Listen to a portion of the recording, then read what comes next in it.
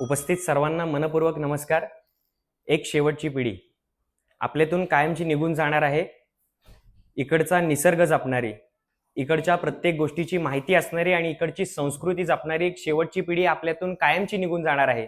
कारण या पिढीचा वारसा जपणारी पिढी मात्र स्वतःच्या पोटाची खळगी भरण्यासाठी शहराकडे जात आहे।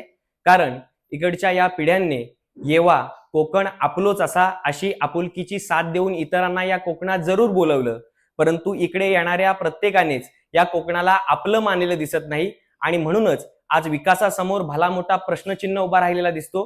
अर्थातच हाच विषय घेऊन आपणासमोर उभा आहे।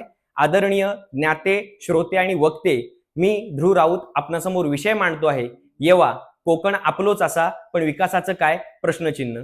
मित्र हो, कोकण प्रभू परशुरामांच्या पदस्पर्शाने पावन झालेली भूमी म्हणजे कोकण। स्वतःचं सांस्कृतिक अस्तित्व जपणारी भूमी म्हणजे कोकण। सह्याद्रीच्या कुशीत वाढलेली आणि समुद्राला स्पर्श करत जगणारी भूमी म्हणजे कोकण। पण याच कोकण भूमीचं अस्तित्व हरवत चाललंय असं आपल्याला दिसून येतं। मित्र हो, सध्याच्या घडीला आपण कोकण म्हटलं की लगेचच म्हणून जातो की रायगड पासून ते सिंधुदुर्गापर्यंत पसरलेला भूभाग आणि समुद्र किनारा म्हणजे कोकण।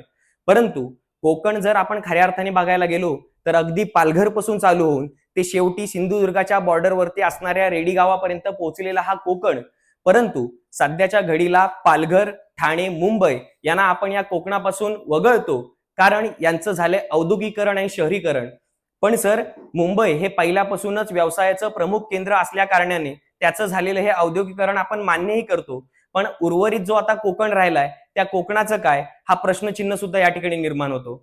मग सर, या ठिकाणी या कोकणाचं सगळं माहिती घेत असताना आपल्याला या ठिकाणच्या राजकारण्यांकडून कोकणचा कॅलिफोर्निया करण्याचे दावे वारंवार केले जातात। पण सध्याच्या घडीला हा कोकण आता कोकणाचं अस्तित्व टिकवेल की नाही हा प्रश्नचिन्ह सुद्धा निर्माण होतोय।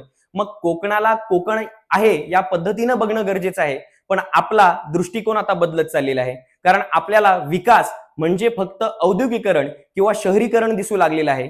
पण मुळात इकडच्या कोकणवासियांना काय हवं हे न बघता इकडचा विकास होतोय जरूर, पण तो कोणाचा? इकडच्या राजकारण्यांचा, जमीन माफियांचा आणि परदेशी कंपन्यांचा।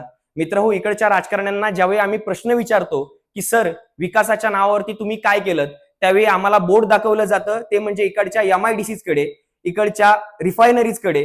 मग आम्हा कोकणवासियांना नक्की कोणता कोकण अपेक्षित आहे हे कधी जाणून घेण्याचा प्रयत्न केला गेला नाही। मित्र हो, कोकण नक्की काय आहे, ही सह्याद्री नक्की काय आहे हे जाणून घेण्यासाठी 2010 साली माधव गाडगीळ ही समिती स्थापन करण्यात आली होती। माधव गाडगीळ समितीने सांगितलं होतं की हा कोकण, ही सह्याद्री एक इको सेन्सिटिव्ह झोन आहे, त्याचा विकास होणं गरजेचं आहे, पण तो विकास हा पर्यावरण पूरक विकास असला पाहिजे। पण त्यावेळेच्या सरकारने हा अहवाल यासाठी फेटाळला होता, ते म्हटले होते की जर माधव गाडगीळ समितीचा अहवाल आपण स्वीकारला तर कोकणचा कोणत्याही प्रकारे विकास होऊ शकत नाही। सर, ही गोष्ट झाल्यापासून आता जवळपास 14 वर्ष झालेली आहेत आणि आज सुद्धा आपल्याला विकासासमोर प्रश्नचिन्ह लावल्याची वेळ आलेली आहे। मग मला प्रश्न विचारायचा त्या प्रत्येक सत्तेला, त्याही आताच्याही, की सर मग विकास नक्की कुठे गेला?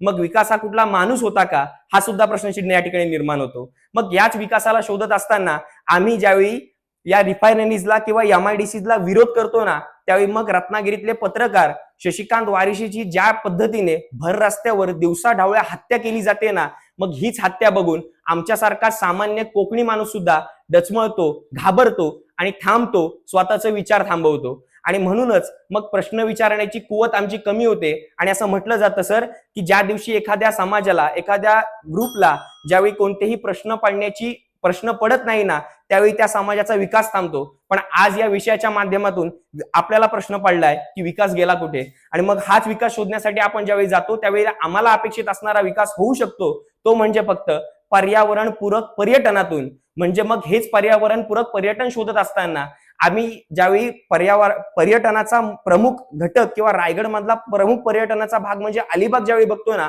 पण या अलिबाग मध्ये येणाराच हा तासाभराचा खराब झालेला रस्ता आम्हाला सांगून जातो की हा विकास मात्र अजून पाठी राहिलाय।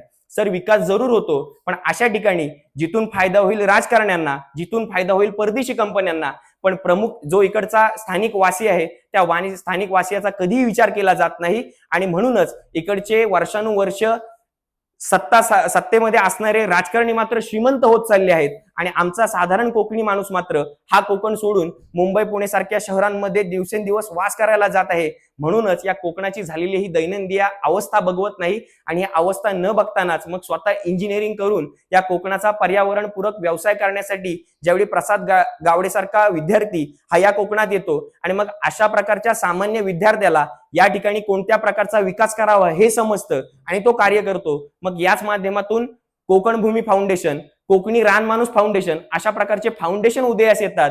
पण मित्र, मला एक गोष्ट सांगायची आहे की या सगळ्यांमध्ये फक्त शासन किंवा प्रशासन जबाबदार नाही, तर आपण म्हणजे सर्वसामान्य व्यक्ती सुद्धा आहोत. कारण ज्यावेळी निवडणुका येतात त्या या निवडणुकांच्या वेळी आम्ही घेतलेलं आमच्या हक्काचे पैसे म्हणजेच आम्ही आमचं जे मतदान विकतो ना त्याचे पैसे, आणि मग ज्यावेळी हेच मतदान विकलेलं आम्ही ज्या राजकारण्यांना विचारायला जातो ना तेव्हा मग ते आम्हाला लिस्ट दाखवतात की हे तुम्हाला दिलेले पैसे आहेत, मग विकासाबद्दल तुम्ही विचारू नका.